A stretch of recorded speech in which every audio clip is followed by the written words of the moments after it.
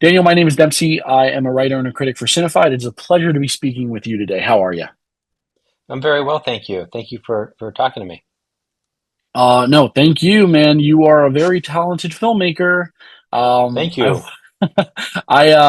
I saw Navalny way back when it came out, and I was like truly blown away. And I've been following you for quite some time. So when I found out you're making a narrative movie, I was like, okay, this should be interesting. And Tuner blew me away. And I Oh, think it helped. amazing. Yeah, no, I'm I think it so helped the glad. fact. Yeah, no, of course. Definitely like one of my top films of the year so far.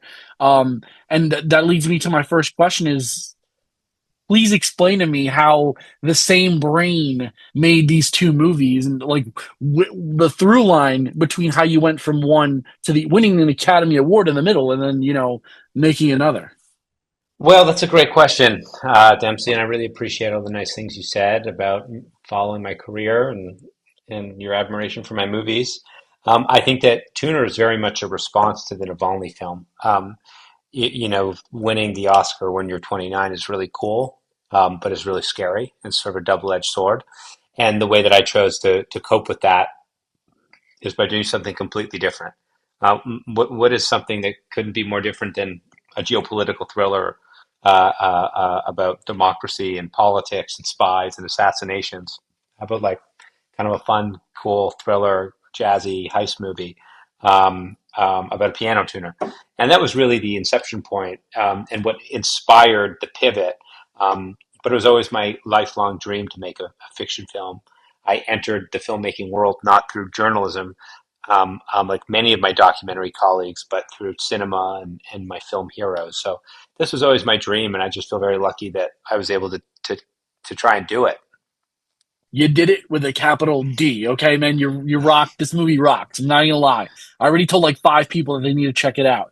I'm not kidding. The you. I'm so glad you spoke about the genre of the movie. Watching this movie, I was like, this feels like one part Whiplash, one part like Robert Bresson movie, and then like 50% just like potential like Jason Statham vibes Leo Woodall gives off. It's really cool what you did here. But the Thank you. thing that the no, of course, the thing that most surprised me about it was Dustin Hoffman. How the hell do you land someone like that in your first narrative feature film? Talk to me about what it was like to hook, line, and sink him. Well, you get lucky. I mean, so much about casting is this nebulous experience that's predicated on luck. You like send a net out into the universe, and you're trying to get a big actor or a big movie star to do your movie. It's really hard, and you have to get lucky. And a lot of it is just about sort of like intangible.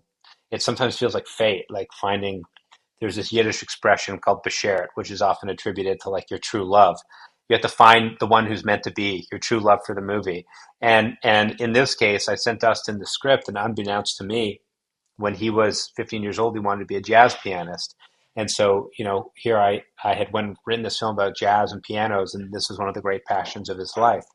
And so he really loved the script. He really liked the world that we had built, and so he wanted to do it, which for me was extraordinary. He's one of my heroes. So getting to go and sit with him was amazing. His response to the material was incredible, and yeah, I was just so grateful that he said yes. That is pretty cool. And I know Dustin Hoffman is also a filmmaker. So what was it like? Did he ever offer any tips to you on set or did he has he become a mentor since? Yeah, I think so. When we were making that movie, he was like a grandfather to me. I really love him, and I feel so grateful that I have him in my life. Um, he taught me a lot about acting. He taught me a lot about his process as an actor. We took a walk through London one day, and he was just explaining to me how he would watch people and watch faces and see people and try and just sort of sonder and imagine the interior life of everyone he passed and what they're thinking about, what they're struggling with, what they're worried about. And to me, as a process, I thought it was very, very interesting. And then in addition to that, you know, Dustin comes from this school of acting that's about experimentation. It's okay to depart from the page and try something new. And he really framed each take or viewed each take as an opportunity, a chance to experiment, and as he would put it, a chance to make a fool of yourself, and just trust that the director won't make you look foolish in the movie. And I learned that those are the type of actors I really love to work with, who can sort of come up with things, who can depart the script and come back to the script and just follow tributaries. Um, so I feel really grateful for those lessons. I would be remiss if I didn't talk about the sound design in this movie, which not to keep on comparing a movie to other movies, but it was very reminiscent to like the most in recent memories of The Sound of Metal, with just Yeah. like you hear everything the character hears at times, and it's dialed to 10 literally, to literally put you in his shoes. What was the thought process of that, and how the hell did you pull it off so effectively? I have no, I love when you compare my movies to my favorite movies. I'm totally fine with that. Um, um, I wanted to make a sound film. I wanted to make a film that puts as much emphasis on the auditory experience as the visual experience. And so, the opportunity to work with Johnny Byrne, the Academy Award winning Johnny Byrne on this film, was one of the great creative collaborations of the entire experience. And the genius of the sound design was really vested with Johnny. I really gave him the flexibility to explore and to play. And what we crafted together was a very sort of adventurous sound mix.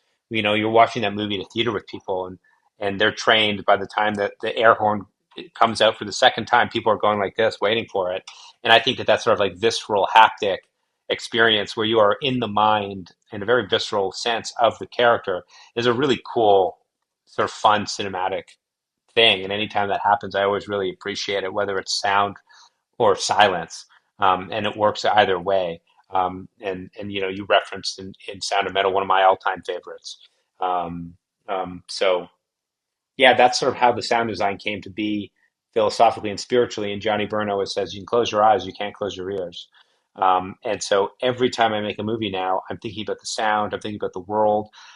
When we do, I'm working on my next film now, and when I do a scout, for example, I always bring an audio recorder with me. And if there's time, I'll just, if I'm in a restaurant or something, I'll just run it for, 2 minutes. Or, if there's a scene that takes place in a schoolyard and we are scouting a schoolyard, I'll just run it for 2 minutes just to collect sounds, and they go in the movie. We'll put them in the film. And so that's the process that I really, really like. And I really think sort of three dimensionally about what the soundscape is and how it's helping us tell the story. That's brilliant. That's very exciting, and that is an inter. I'm curious to see how it informs, like you said, your future films, whether they're narrative or documentary going forward. I think I only have time for like a couple more questions. So I'm gonna try to make them quick. Yeah, sure. Leo and Havana in this movie. Looks like they're playing piano. Are they real piano players, or did they do the Bradley Cooper thing where they trained for 6 years to really play piano? Was it just some really creative and skillful shooting of angles? Talk to me, because they convinced me that they're like world class musicians in this movie. Um, a little bit of both. I mean, they work so hard. Just to look like you can play piano like that is kind of unbelievable. And they work so hard just to get to a level where they could play sort of convincingly on the day, and sort of mime the movements.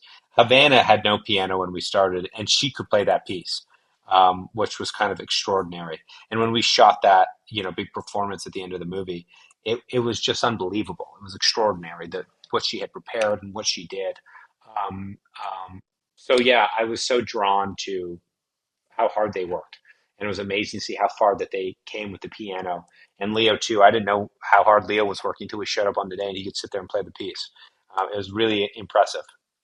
And banger last line of the movie too. I'm not going to spoil it. I don't want to spoil much else, but I will end the interview on this note. I just want to ask you, what are you hoping people take away from this movie? I mean, I was blown away simply by the action, and the style of it all. But is there something deeper?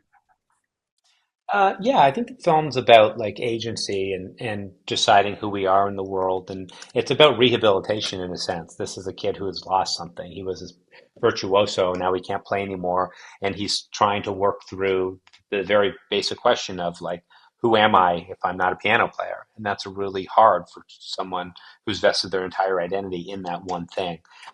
So for me, the film is really about just that, and sort of coping with that loss and trying to like move forward in the world. But more than anything, more than these sort of esoteric thematics of what the movie's about to me, I just want people to have a great time and hope they have fun and hope it doesn't overstay its welcome and hope they like the music and enjoy the film. Daniel, I'm telling you, I'm on a mission. Tell the PR team they can hire me. I'm going to tell everybody and their mother to go watch this movie. No, it's I really good. really appreciate that. I'm so glad you enjoyed it, and yeah, thank you for telling people to go see it. Thank you for chatting with me. You happen to get the word out. Oh, of I course. really appreciate it, man. Oh, thank you for making a banger. Truly, I mean that from the heart. And pleasure to speak with you. And I cannot wait to see what you do next. Take care. Thanks. I really appreciate it, man. Take care, Dempsey. Thank you so much.